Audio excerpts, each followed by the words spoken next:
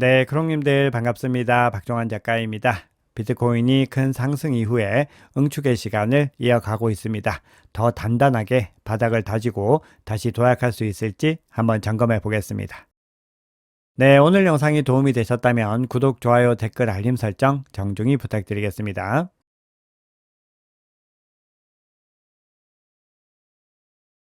네, 그러면 거시경제 관련 이슈부터 간단하게 살펴보겠습니다. 네, 먼저 뉴욕 증시 3대 주가 지수는 이틀 연속으로 혼조세로 마감을 했습니다. 나스닥은 상승 마감을 했는데 다우지수 같은 경우는 이틀 연속으로 하락 마감을 했습니다. 네, 어제는 시장을 움직일 만한 재료가 나오지 않은 가운데 이번 주 급등했던 만큼 보합권에서 숨을 고르는 분위기였습니다. 그리고 오늘 저녁에 생산자 물가지수 소매 판매와 더불어서 연준 파월 의장의 연설이 예정되어 있기 때문에 이런 부분들까지도 시장은 조금 더 지켜봐야 된다라는 분위기를 보였습니다. 네, 그럼에도요, 미중 무역 협상 결과로 형성된 낙관적인 분위기는 꾸준히 이어졌습니다. 결국은 근본적인 갈등 구조가 해결되고 있는 만큼 올해 전반적으로는 강세장을 보일 것이다. 이런 목소리들이 여전히 많이 나오고 있습니다. 미국과 중국이 상호 부과했던 고율 관세를 대폭 인하하기로 했는데요. 이 합의를 실질적으로 시행을 했습니다. 미국은 중국산 상품에 부과했던 관세를 145%에서 30%로 인하를 했고, 중국도 미국산 수입품에 부과했던 125% 관세를 10%로 낮췄습니다. 네, 여기에 대해서 중국은 각종 비관세 보복 조치도 없앨 예정이다. 이런 보도가 중국 언론을 통해서 나오고 있습니다. 향후 미국과 중국이 90일 동안 세부적인 내용을 두고 추가 협상을 벌일 예정인데, 여기에서 어떤 결과들이 나오는지에 따라서 시장이 또 움직일 수 있습니다. 그렇기 때문에 관세와 관련된 이슈들이 불확실성이 상당 부분 해소가 되었지만 그럼에도 진행형이라는 것을 알 수 있습니다.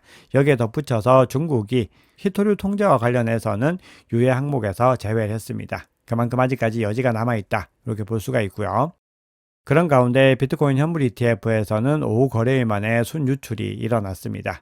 피델리티의 FBTC에서 순유출이 발생했는데요. 이 FBTC는 OTC 마켓이 아니라 거래소를 이용하기 때문에 가격에 가장 직접적인 영향을 미칩니다. 이더리움 현물 ETF에서는 반대로 1337만 달러의 순유입이 있었습니다. 순유출이 일어나고 하루 만에 다시 순유입으로 전환을 했는데, 비트코인과 비교했을 때 그 절대적인 물량 자체는 굉장히 적습니다.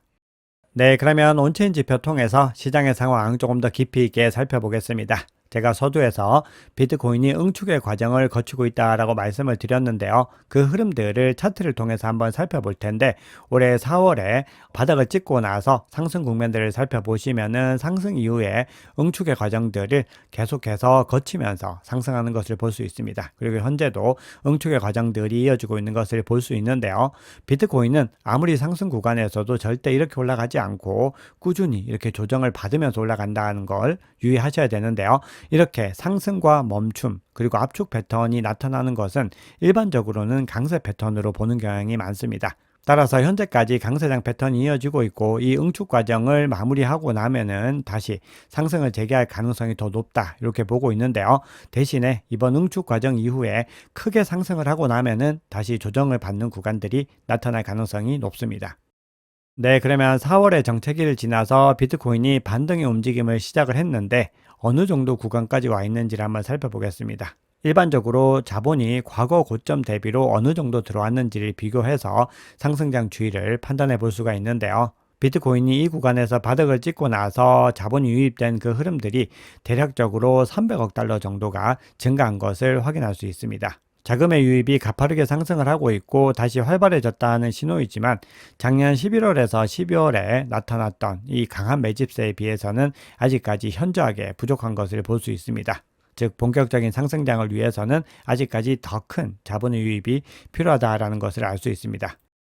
그럼 이번에는 이 흐름들을 실현 가격의 1일 수익률 흐름으로 한번 살펴볼 텐데요. 현재 실현 가격이 45.1K까지 상승을 했고, 1일 실현 가격 수익률이 0.1에서 0.23%까지 상승을 했습니다. 그런데 아직까지 30일 단순 이동 평균으로 봤을 때는 대략적으로 0.1% 정도에 머물고 있습니다. 이렇게 긍정적인 흐름이 나타나고 있지만 아직까지는 완만한 수익률을 보이고 있다라는 것은 펀더멘털을 기반으로 해서 강세 국면을 시작하는 국면에 있다는 것을 볼 수 있습니다. 즉 작년 동안에 고점을 찍었던 구간과 비교했을 때는 역시나 굉장히 거리가 멀다는 것을 볼 수가 있습니다. 그리고 시장이 단기적으로 침체 국면을 겪으면서 상승장이 끝났다, 이런 평가들도 나왔지만 사실 대세 하락장과 비교했을 때는 역시나 월등하게 적은 수치였다는 것을 볼 수 있습니다.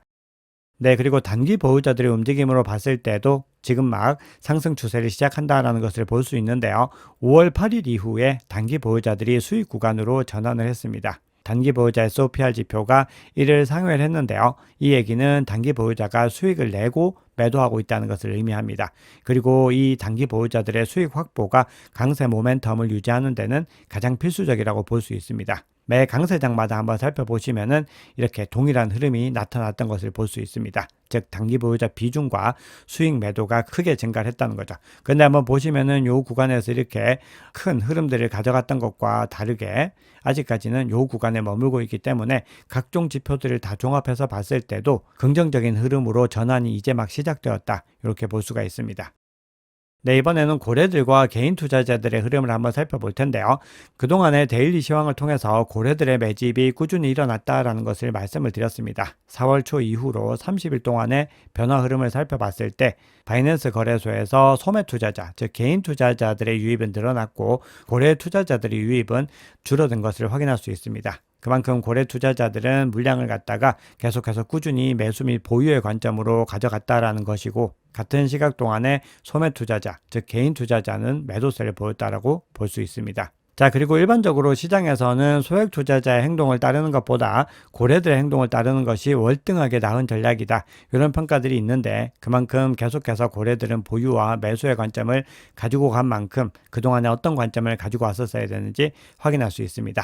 자, 그런데 최근에는 가장 큰 규모의 고래들은 서서히 매도세로 움직이고 있다고 말씀을 드렸습니다. 이 흐름들이 나타난다는 것은 이제 본격적으로 더 대세 상승장으로 가까이 다가가고 있다, 이런 시그널로 볼 수 있습니다.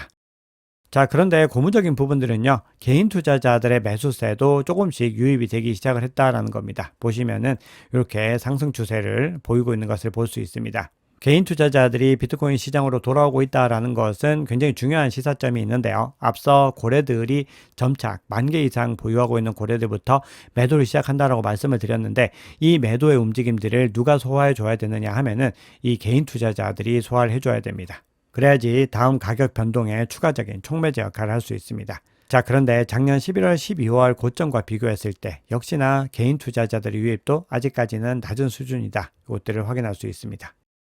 네, 그러면 이번에는 알트코인 관점으로 한번 보겠습니다. 현재 비트코인 도미넌스가 하락 추세를 보이고 있습니다. 그러다 보니까 지금 상대적으로는 알트코인에 더 힘이 실리는 모습들을 볼 수가 있는데요.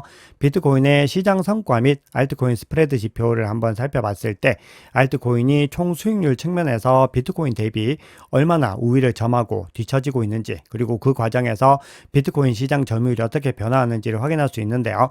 지금 한번 보시면 이 지표가 상승의 움직임을 이어가고 있습니다. 그리고 50을 경계로 해서 알트코인이 더 우위를 점하는 시점으로 볼 수 있기 때문에 이 구간을 기준으로 알트코인 시즌이 시작된다, 이렇게 일반적으로는 이 지표상으로는 분석을 합니다. 이 흐름들이 계속해서 이어질지 한번 살펴봐야 되는데요. 다른 지표로도 알트코인 관련해서 중요한 포인트를 확인할 수 있는데요. 바로 디파이 도미넌스입니다. 알트코인 시즌이 개시가 되면은 디파이가 향후 몇 달 동안에 상승 추세를 이어갈 가능성이 높은데요. 현재 보시면은 굉장히 낮은 구간을 찍고 다시 반등하는 움직임들을 보이고 있습니다. 그리고 2021년 대세 상승장과 거의 비슷한 구간에서 이 이후에 반등을 했기 때문에 전체적으로 시장이 중요한 포인트에 와 있는 것이 아닌가, 그렇게 생각을 합니다.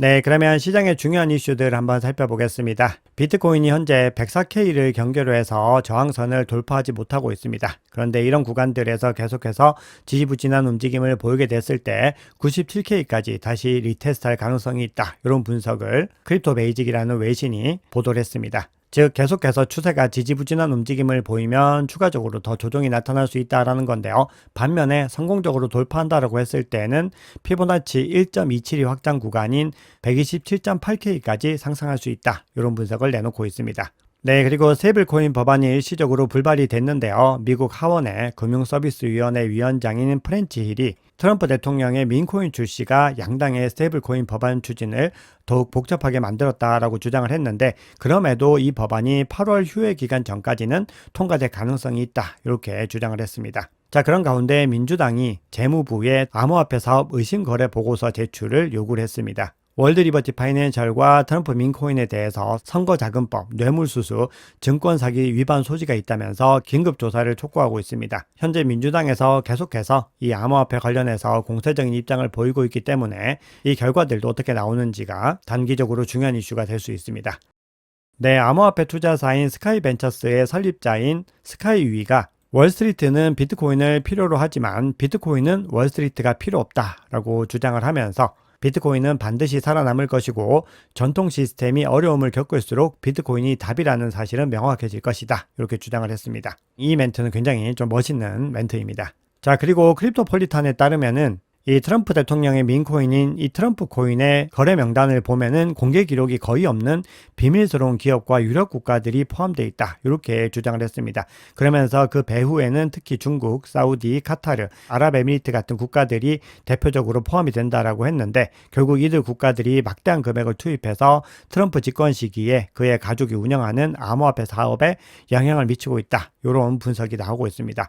아울러서 이러한 자금은 트럼프 민코인을 넘어서 암호화폐 전반에 유입이 일어나고 있는 겁니다. 중국의 유동성이 여전히 중요하게 암호화폐 시장에서 작용을 하고 있고 중동의 오일머니가 유입되는 정황이 꾸준히 포착되고 있습니다. 네, 그리고 마이클 세일러 스트래티지 CEO가 2045년이 되면은 비트코인이 개당 1,300만 달러가 될 것이다 라는 의견을 다시 한번 반복을 했습니다. 한화로는 무려 183억 원에 달하는 금액입니다. 자, 그러면서 적어도 4년에서 8년 안에 100만 달러를 돌파할 것이고 10년 내에는 100만 달러가 될 것이 확실하다라고 얘기를 했습니다. 이 100만 달러는 한화로는 대략적으로 14억 정도의 금액입니다. 네, CBD 지표 한번 살펴보겠습니다. 현재 파이어 차트 상으로 105에서 106K의 매도벽은 점차 더 강해지는 것을 볼 수 있습니다. 자, 고래들의 움직임 보시면 갈색 고래는 계속해서 유입의 움직임을, 즉 매수의 움직임을 이어갔는데 보라색과 녹색이 이 구간에서 물량을 매도로 전환하는 모습들을 보이고 있고, 전체 주문량도 계속해서 매수세가 우위에 있다가 약간 매도세가 우위에 서는 모습을 보이고 있는데 둘의 비중 차이가 크지는 않습니다. 매도세가 매수세 대비 약간 더 우위에 서고 있는 것을 볼 수 있습니다. 네, 비트코인 일봉 차트 한번 볼 텐데요. 기술적 분석 관점은 어제와 동일합니다. 결국은 앞서 말씀드렸던 104K, 여기 이 구간은 정확하게는 104.4K 정도에서 매물대가 가장 두텁게 형성이 되어 있는데요. 이 구간을 중심으로 형성된 주요 저항 구간을 넘어서지 못하고 있습니다. 이 구간을 큰 거래량과 함께 상방 돌파하면서 지지 구간으로 바꿀 때 다시 상승 랠리를 지속할 수 있습니다. 그리고 조정 국면이 나오더라도 100K 상단을 지켜내는 것이 중요하고, 그리고 22평선이 계속해서 상승하고 있는 만큼 이 구간을 지켜내는 것이 중요합니다. 네, 현재 시점은 RSI가 이평선 상단에 여전히 유지가 되고 있는 상황인데 추세가 약간 주춤하고 있기 때문에 이 구간을 하방 돌파하고 다시 내려갈지 여부들도 주목을 하셔야 되는데요. 그럼에도 중장기적인 관점에서의 상승이 여전히 유효하기 때문에 조정 구간의 흐름들을 보면서 중요한 매집 포인트들을 찾아가는 것이 중요합니다. 네, 이번에는 코인데스크에서 제시하고 있는 관점을 하나 확인해 볼 텐데요. 주봉 차트입니다. 비트코인의 주봉 차트 기준으로 해서 현재 MACD 히스토그램에서 양수 영역으로 전환되고 있는 시그널을 확인할 수 있는데요. 이 흐름이 2024년도와 그리고 2023년의 흐름과 상당히 유사하다라고 이야기를 하고 있습니다. 지난 5년 동안에 MACD 히스토그램의 양전환이 총 5번 발생을 했는데 이 중에서 상승하지 않은 것은 2022년 3월 한 번뿐이다 라고 분석을 하고 있습니다. 그만큼 비트코인이 중요한 국면에 와 있다는 겁니다. 네, 그러면 주요 매물대 살펴보고 영상 마무리하겠습니다. 현재 비트코인 가격이 이 구간에 와 있는데요. 가격 바로 하단으로는 100K에서 103.4K의 매물대가 두텁게 형성이 되어 있고, 그리고 가장 많은 물량이 밀집된 구간은 102.4K입니다. 그래서 결론적으로는 100K와 103K 상단을 지켜내는 것이 중요하다고 볼 수 있고, 그 하단으로도 매물대는 상당히 두텁게 형성이 되어 있습니다. 상대적으로 상단은 이 매물대가 여전히 옅게 형성이 되어 있는데 가격 바로 상단으로 104K를 전후로 해서 가장 두텁게 매물대가 형성되어 있는 것을 확인할 수 있습니다. 그래서 이 구간을 상방 돌파하는 것이 단기적으로 추세 전환에 굉장히 중요하다, 이렇게 볼 수 있습니다. 네, 오늘 준비한 얘기는 여기까지입니다. 오늘 영상이 도움이 되셨다면 구독, 좋아요, 댓글, 알림 설정 정중히 부탁드리겠습니다. 지금까지 박작가였습니다.